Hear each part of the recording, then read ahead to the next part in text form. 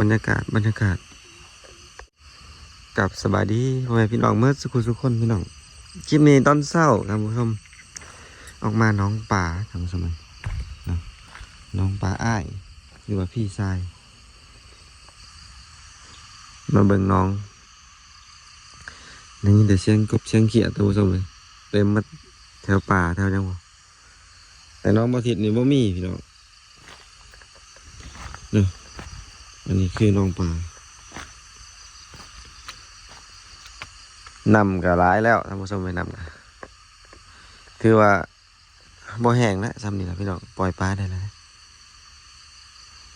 นี่ฝนตกเมื่อคืนนี้เนาะตกเมื่อคืนนี้คันนำเพียงนี้เนี่ยโอ้ปล่อยปลาคักเลยแหละพี่น้องแต่ว่าซ้ำนี่ก็นำอยู่เลยนี่พี่น้องบ่แห้งแล้วซ้ำนี่น้ำนี่มันไหลลงมาแต่พุ่นเลยท่านผู้ชมไปไหลเขานองนี่เนาะไหลเขานองทางพุ่นเนี่ยมันไหลเขาบ่ได้เนาะท่านผู้ชมทางพุ่นเขาขันไว้เลยแต่ว่ามีกบมีเขียดมีกระปาดมียังไข่ใช่ไหมครับเต็มนะเนาะมันไข่จะเต็มแล้วมีแต่อีกประมาณเดือนหน้าเนาะเดือนหน้าซื้อปลามาปล่อยซะเลยท่านผู้ชม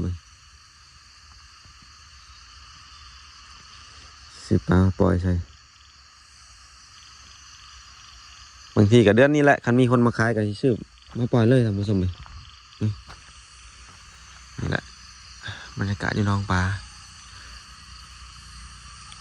สีได้ตัดหญ้าแล้วพี่น้องเลยผักอยู่วันนี้เนาะเลิกจากการตอนแรงมาตัดหญ้าพี่น้องคันสั้นแล้วบ่มีเวลาตัดหญ้าเลยนะผู้ชมไปบ่มีเวลาตัดหญ้าเลยเพราะว่าหญ้าขึ้นร้ายอันนี้คือดินเป็นหินดานเป็นหินดาน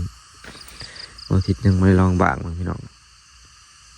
ถ้าบางมันมีให้ธาตุ แร่ทองคำนี่ย่อมีโอกาสมีเงินเลยครับพ่อไก่ป่าไก่ป่า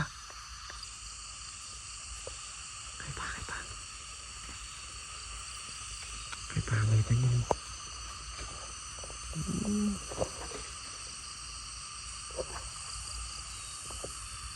มีไก่ป่าพี่น้องเลยหลายตัวจังวะอะไรกันวะเจ็ดแหงใช่ไหมเจ็ดแหงใช่ได้กำลังปีนขึ้นคันบนห้องระบายท่านผู้ชมน้ำอังกันเลย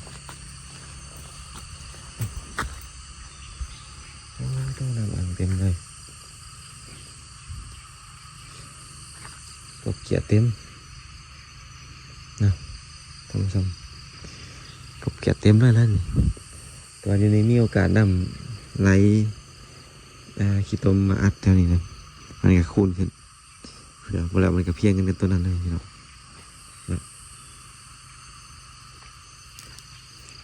จับระดับนำที่ยัง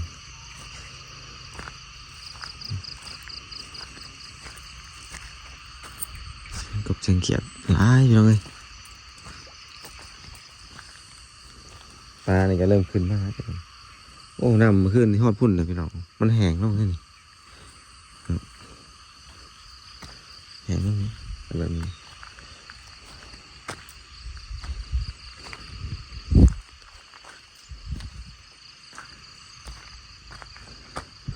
ต้นไม้ใช่ไหม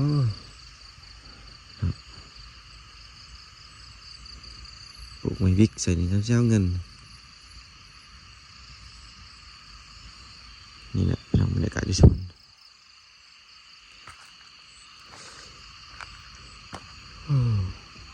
ฝนตกน้ำก็ไหลลงมาแต่พุ่นแล้วพี่น้องไหลมาอยู่นี่ทางน้ำมันก็ไหลเขาน้องเลยทำไหลเขาน้องเลยหนึ่งโอเคพี่น้องเลยอัปเดตคลิปน้องป่าสำนีก่อนถ้าเบิ่งเวลาน น้องมันขึ้นเต็มผังเลยโอ้คักเลยพี่น้องเลยปล่อยปลาวันนี้เนาะปล่อยปลาได้หลายเนาะพี่น้องทำสิกินโอเคท่านผู้ชมเดี๋ยวมาทิศสีลงน้องก่อนแล้วก็ออกกลับไปทำงานมานี่ครับหาซื้อปลามาปล่อยพี่น้องเลยมาเบิ่งน้องปลาตอนเช้า